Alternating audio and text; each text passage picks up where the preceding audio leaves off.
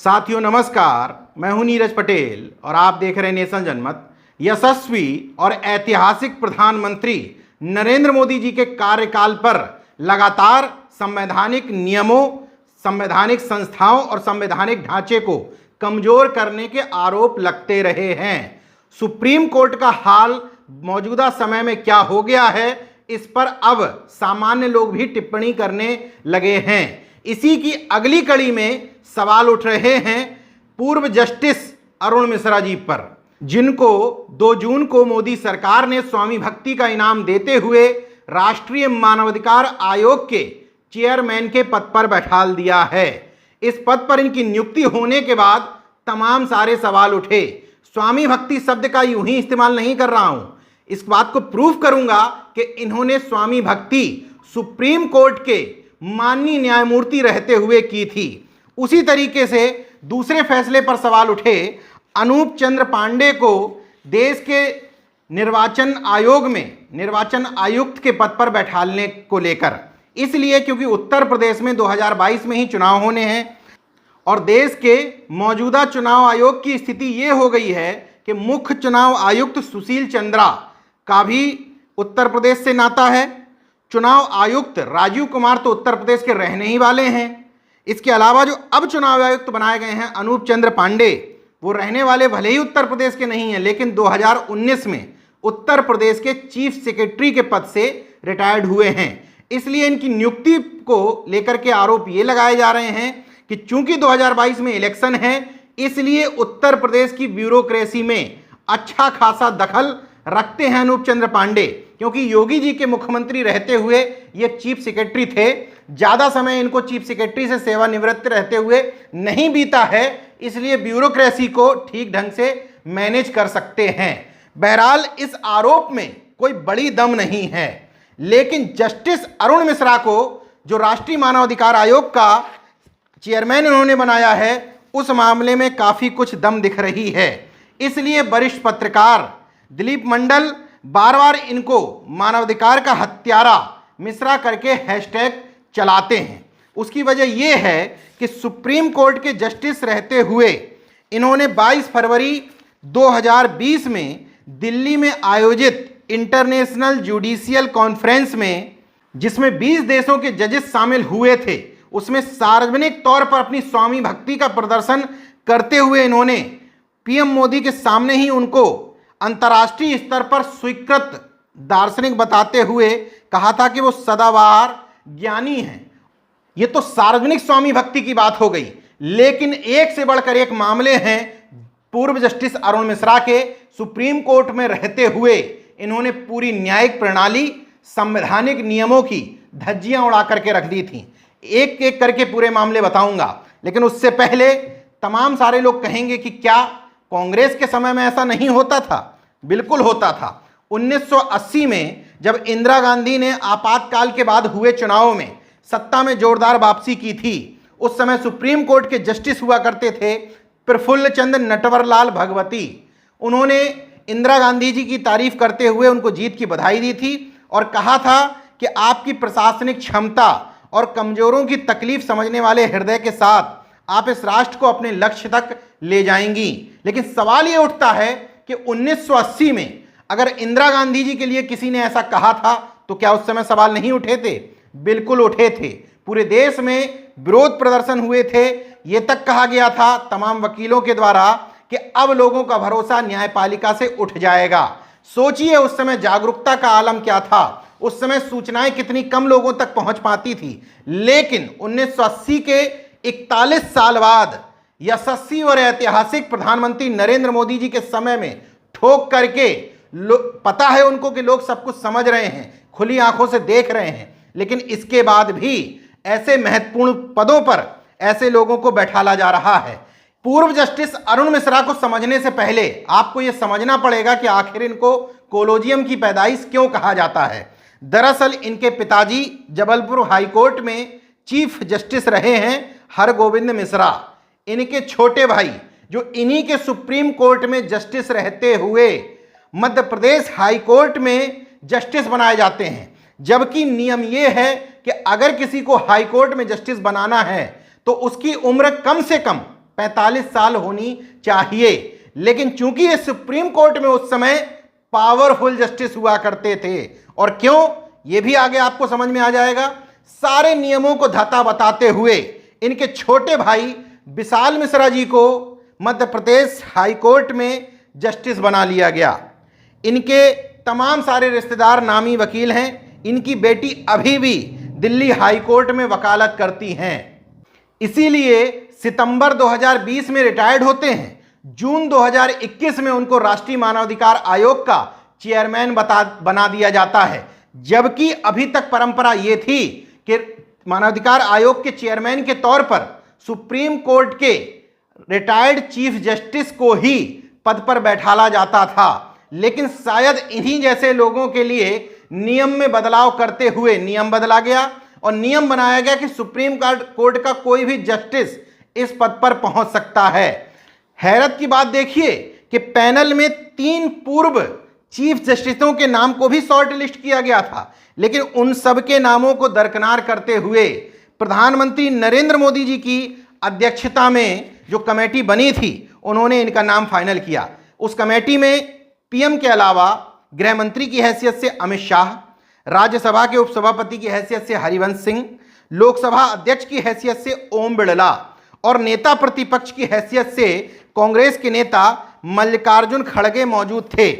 मल्लिकार्जुन खड़गे इन 5 लोगों में चूंकि अकेले विपक्ष के व्यक्ति थे, तो मात्र उन्हीं ने विरोध दर्ज कराया और उन्होंने कहा चूंकि मानवाधिकार हनन के ज़्यादातर मामलों में कथित पिछड़ी जातियों, अनुसूचित जातियों, आदिवासी और अल्पसंख्यक समुदाय से आने वाले लोग ही निशाने पर होते हैं, ऐसे में आयोग का अध्यक्ष भी इन्हीं में से किसी समुदाय से चुना जाना चाहिए था। इसके अलावा उन्होंने प्रधानमंत्री नरेंद्र मोदी जी को सार्वजनिक तौर पर एक पत्र लिखते हुए जस्टिस अरुण मिश्रा के नाम पर आपत्ति जाहिर की थी और कहा था उनके फैसलों से ऐसा लगता है कि वो मानवाधिकार के मामलों में सही से सुनवाई करने योग्य नहीं है।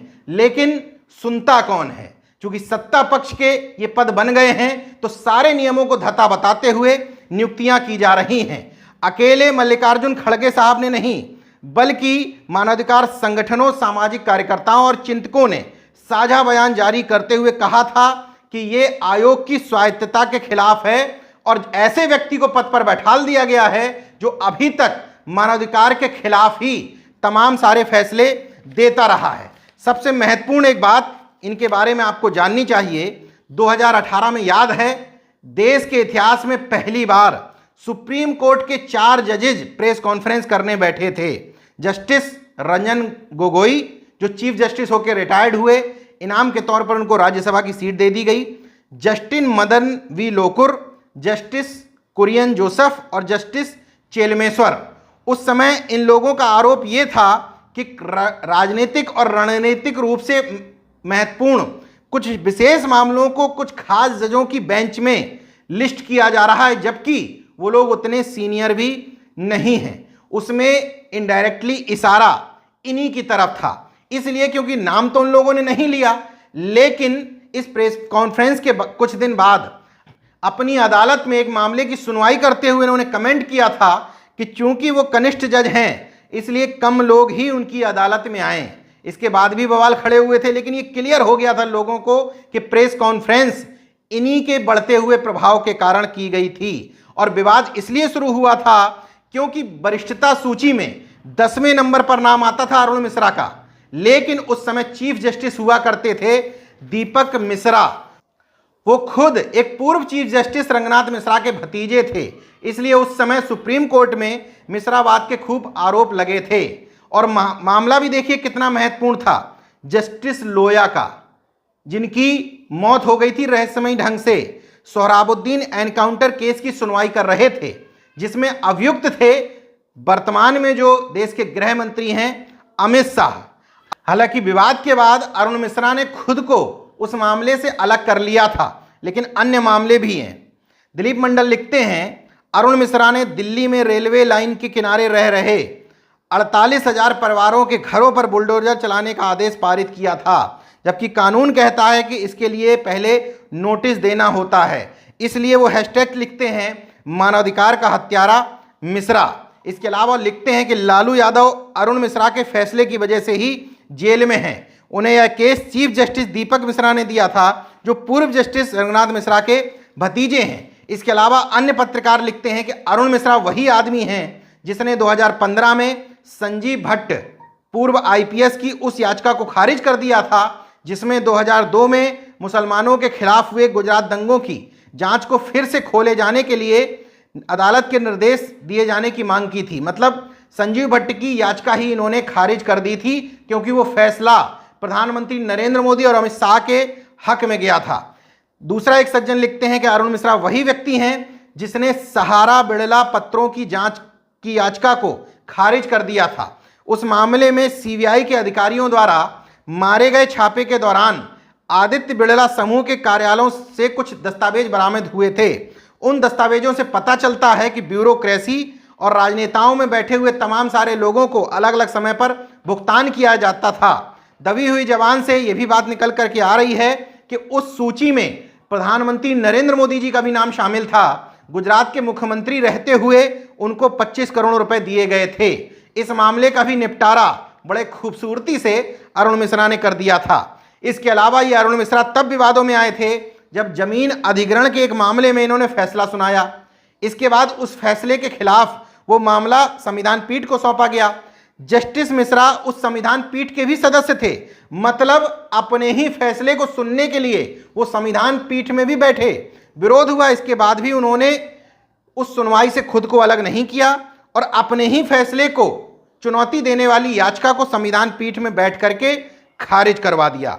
सुप्रीम कोर्ट की इसी कार्यप्रणाली से नाराज होकर के सुप्रीम कोर्ट बार एसोसिएशन के अध्यक्ष के पद से इस्तीफा देने वाले वरिष्ठ वकील दुष्यंत दवे ने चीफ जस्टिस को पत्र लिखकर 2019 में जस्टिस मिश्रा के खिलाफ एक उद्योग समूह के कई मामलों को अपनी अदालत में सुनने का आरोप लगाया था।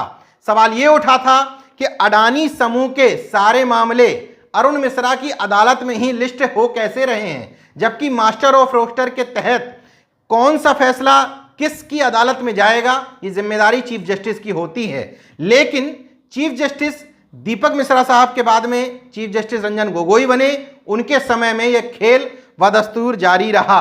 आगे आरोप लगाते हैं दुष्यंत दवे कि अरुण मिश्रा वही आदमी है जिसने अडानी समूह के 7 केसों की सुनवाई की थी।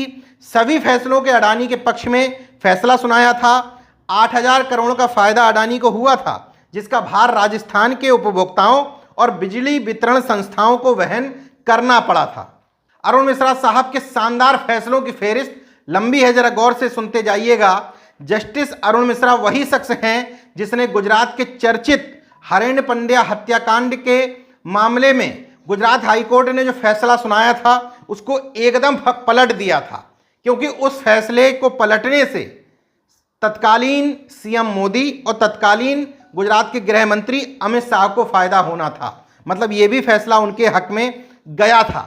अरुण मिश्रा वही शख्स हैं जिन्होंने न्यायमूर्ति की हैसियत से ईवीएम की अवैधानिकता पर मोहर लगा दी थी, क्योंकि इन्हीं ने फैसला दिया था कि वीवीपीएटी की तमाम सारी पर्चियों को मतों से मिलाना न संभव है न जरूरी है।